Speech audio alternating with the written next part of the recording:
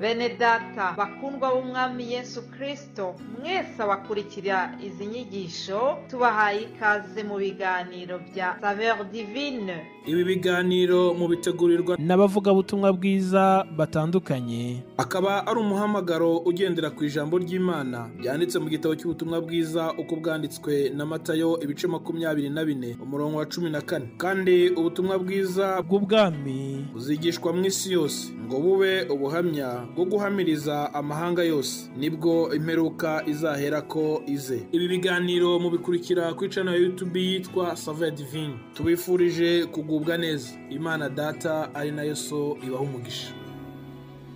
Haleluya, haleluya. Yesu ashimwe cyane bakundwa bene data. Ndabaramukije mu izina ry'umucunguzi Yesu Kristo. Mwene so mutuye Mungu Jean Pierre baramutsa. Mboneyeho kubifuriza ibihe byiza byo gusoza umwaka twinjira no mu wundi mushya wa 2023. Muzakomeze kugira ibyiza muri wo kandi mbifurije Noheli nziza. Imana ibahe umugisha. Ndagira ngo nshimire bene data batubanjirije muri iki cyumweru, aho turimo tuganira ijambo ryitwa gushima Uwiteka, tumuhimbaza kuko dufite impamvu nyinshi zo gushima.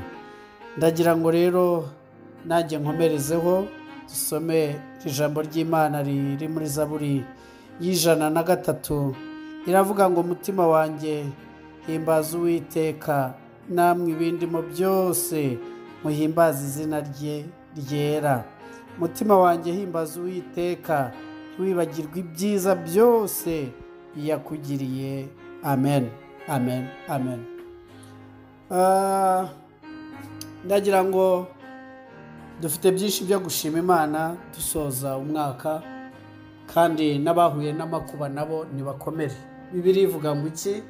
Habakuki yaravuze ngo nawe imitini itatoha bagahingira ubusa imyelayo, ndetse n'amatungo agashira mu biraro, nta kabuza ko nishimira Uwiteka nkanezererwa Imana y'agakiza kanjye. Haleluya. Nta kabuza igihe cy'umwaka kiba kirekire, ntabuzemo wagize ibyago byo kubura uwo yakundaga, byo kubura umubyeyi cyangwa uwo bari bubakanye cyangwa umwana cyangwa mu muryango. Ntabwo byose biba byaragenze neza. Hari n'igihe imishinga imwe y'amaproje amwe umuntu abatekereza ataratunganye nk'uko yabishakaga, ariko ndashaka kugutangariza ko gukiriho igishoro gikomeye nuko Imana yakurinze. Ibyiza biracyahari, imbere yawe ni heza. Komeza gukiranuka ukayinambaho, Imana izakugirira neza. Uti si ikimenyetso cy'uko izangirira neza ni ikihe?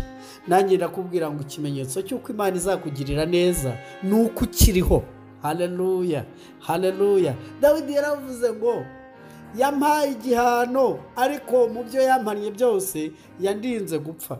Dushimiye Imana ko yakurinze gupfa, nubwo uri mu ndwara nyinshi, nubwo ugoswe n'amakuba menshi, ariko Imana yawe irakureberera. Ejo hawe ni heza. Vuga ngo amena cyane.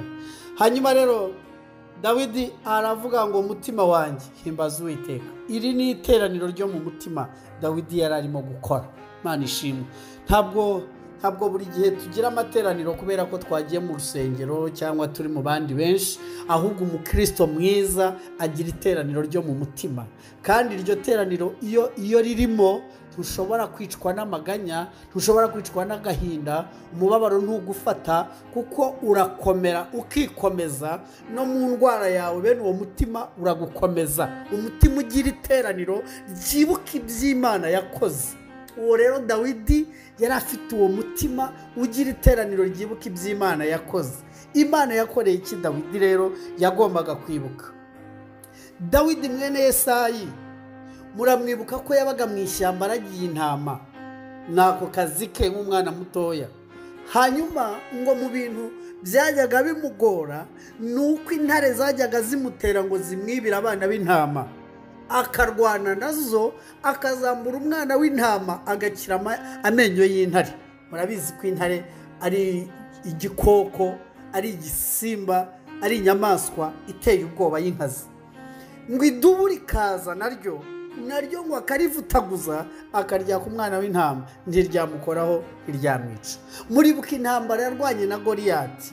muribuka intambara yagiye arwana n'umwami Sawuli amuhiga. Imana ishimwe cyane.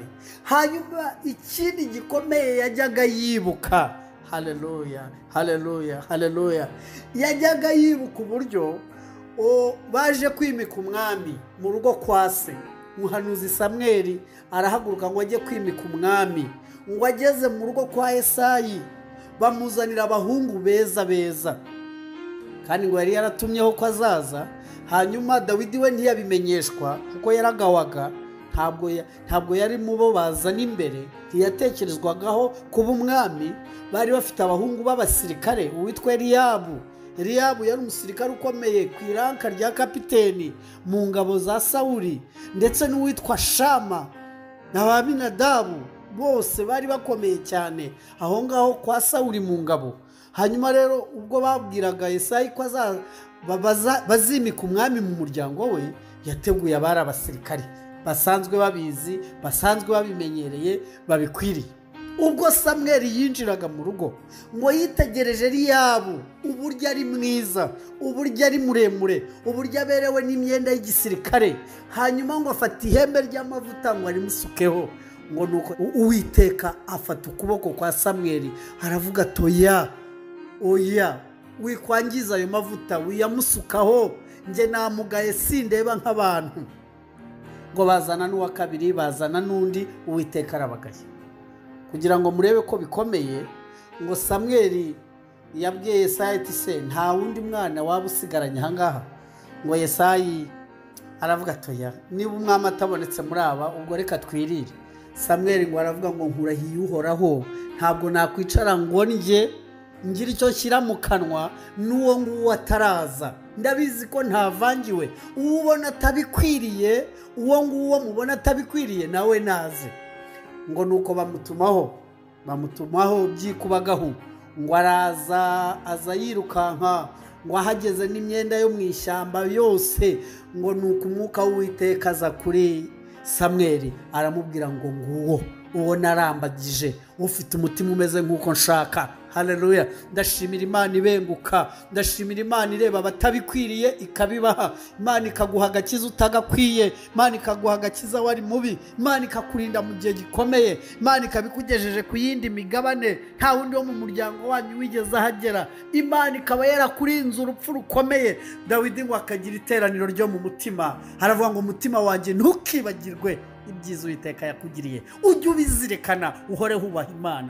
Iyo ubizirikana iby'Imana yakoze, uhora uyubaha, uhora uyikiranukira naho abandi batayikiranukira. Kandi nta byakugusha, nta byiza, nta n'ibikomeye wacamo ngo unanirwe gukomeza kuyizera no kuyiringira, kuko yakoze ibikomeye. Imitima yacu ifite amashimwe muri uku kwezi ko Imana yaturinze uyu mwaka mu bikomeye byinshi, kandi ubwo yaturokoye muri uyu nguyu n'utaha izakomeza kubana natwe. Imitima yacu inezererwa agakiza k'Imana, dukomeze kuyitambira ishimwe. Uyitambira ishimwe ngo izamwereka agakiza. Imana ibahe umugisha, Imana ibanezeze. Mbifurije Noheli nziza, mbifurije gusoza umwaka neza no gutangira uwundi turi mu mashimwe, tutabara ibyo tutarabona.